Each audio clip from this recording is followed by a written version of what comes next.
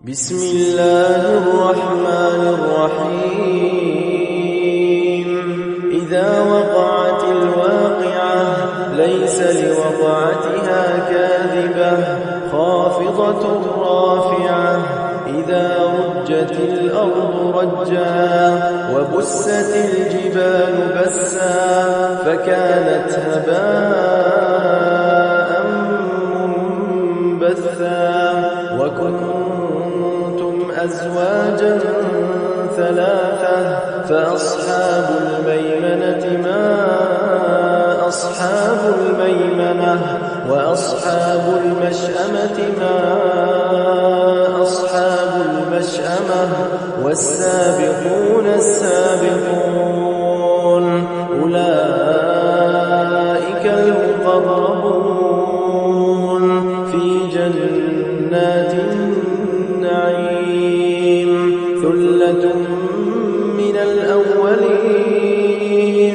وقليل من الآخرين على سرر موضونة متكئين عليها متقابلين يطوف عليهم ولدان مخلدون بأكواب وأباريق وكأس من معين لا يصدعون عنها ولا ينزفون وفاكهة مما يتخيرون ولحم طير مما يشتهون وحور عين كأمثال اللؤلؤ المكنون جزاء بما كانوا يعملون لا يسمعون فيها لغوا ولا تأثيما إلا قيلا سلاما سلاما وأصحاب اليمين ما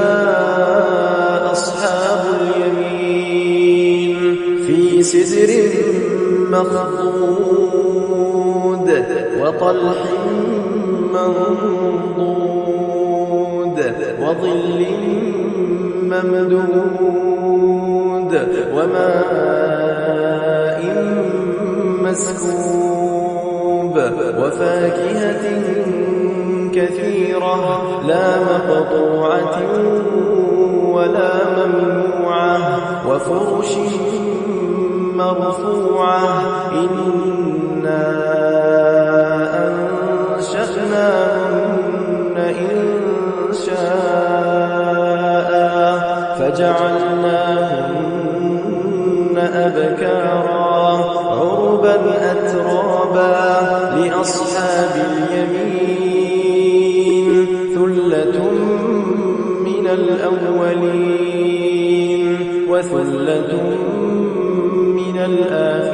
الآخرين وأصحاب الشمال ما أصحاب الشمال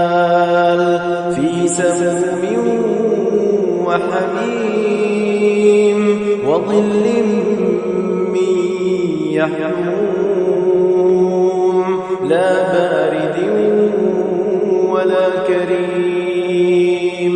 إنهم كانوا قبل ذلك مترفين وكانوا يصرون على الحنث العظيم وكانوا يقولون أئذا متنا وكنا ترابا وعظاما أئنا لمبعوثون أوآباؤنا الأولون قل إن الأولين والآخرين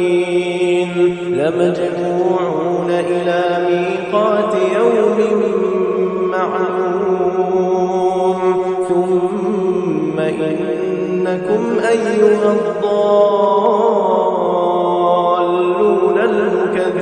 المكذبون لآكلون من شجر من زقوم فمالئون منها البطون فشاربون عليه من الحميم فشاربون شرب الهيم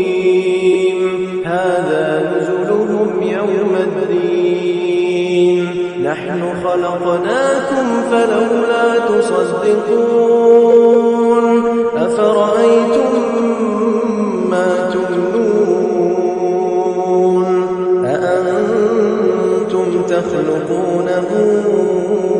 أم نحن الخالقون نحن قدرنا بينكم الموت وما نحن بمسبوقين على أن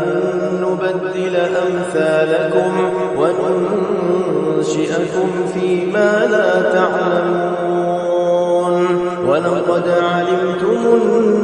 النشأة الأولى فلولا تذكرون أفرأيتم ما تحرثون أأنتم تزرعونه أم نحن الزارعون لو نشاء لجعلناه حطاما فظلتم تفكرون إنا لمغرمون بل نحن محرومون أفرأيتم الماء الذي تشربون أأنتم أنزلتموه من المزن أم نحن المنزلون لو نشاء جعلناه أجاجا فلولا تشكرون أفرأيتم النار التي تورون أأنتم أنشأتم شجرتها أم نحن المنشئون نحن جعلناها تذكرة